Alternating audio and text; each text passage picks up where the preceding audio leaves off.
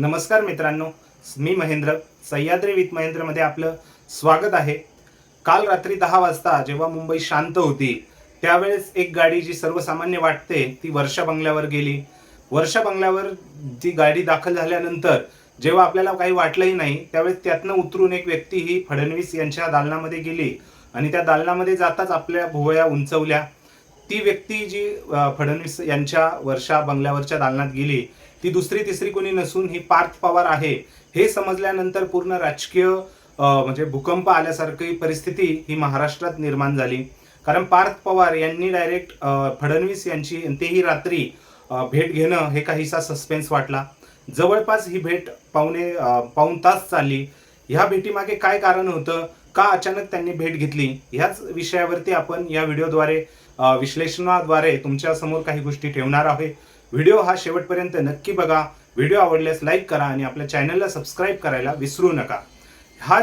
ही जी भेट होती, गुप्त भेट, आपण याची विश्लेषण किंवा याच्यावरती 3 प्रमुख मुद्द्यांवरनं बोलणार आहोत. मुद्द्यांद्वारे प्रकाशझोत टाकणार आहोत.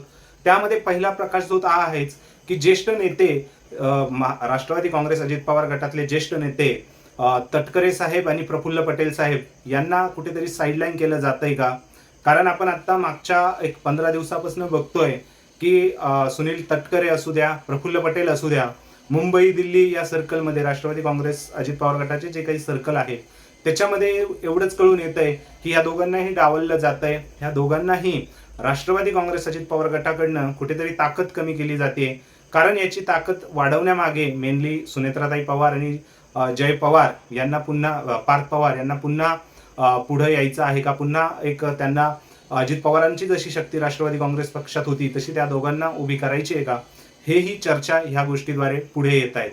दुसरी गोष्ट, रोहित पवार यांनी जी काही दुसरा मुद्दा आहे या प्रकरणातला की रोहित पवार यांनी आज जे काही मीडियासमोर बोललेलं आहे त्यांनीही हेच कळवलंय की ज्येष्ठांना आता त्यांचं म्हणजे त्यांची ताकद ही राष्ट्रवादी काँग्रेस पक्षात कमी केली जात आहे. कारण पार्थ पवार आणि सुनेत्रा पवार हे दोघेही आता पक्ष आपली ताकद वाढवण्यासाठी प्रयत्नशील आहेत. त्याद्वारेच म्हणजे त्यांचं असंही म्हणणं आलेलं आहे की त्यासाठी ज्येष्ठांची ताकद ही कमी केली जाते. निश्चितच अशाही गोष्टी असू शकतात. कारण ज्या वेळेस राष्ट्रवादी काँग्रेस शरद पवार गटाकडनं म्हणजे रोहित पवारही त्यात होते, त्यांनीही बाईट दिली होती अजित पवार यांच्या ज्यावेळेस अकाली मृत्यू झाला होता त्यानंतर की दोघांनाही एकत्र यायचंय. सो निश्चितच बघूया आता या गोष्टी काय होत आहेत. आता आपण येतोय तिसऱ्या मुद्द्याकडे की राष्ट्रवादी काँग्रेस पक्ष जो अजित पवार गट आहे यांना भाजपची मध्यस्थी का हवी आहे?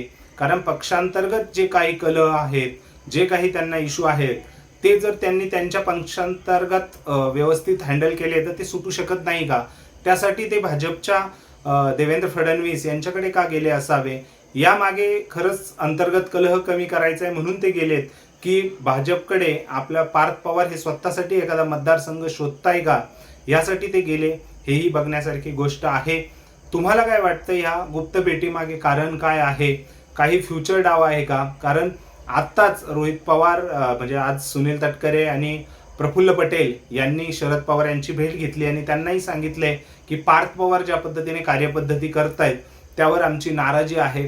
सो निश्चितच पार्थ पवार यांची जी काही राजकारणाची आता पुढे येते कार्यपद्धती त्यावर हे दोघं नाराज आहेत आणि जे काही पक्षांतर्गत जो काही कलह चालू आहे तो बाहेर का जातोय, भाजपची त्यांना मध्यस्थी का हवी आहे, हेही तुम्ही कमेंट सेक्शनमध्ये कमेंट करून नक्की कळवा. व्हिडिओ आवडला असल्यास लाईक करा आणि आपल्या चॅनलला सबस्क्राईब करायला विसरू नका. भेटूया पुढच्या व्हिडिओमध्ये. तोपर्यंत जय महाराष्ट्र.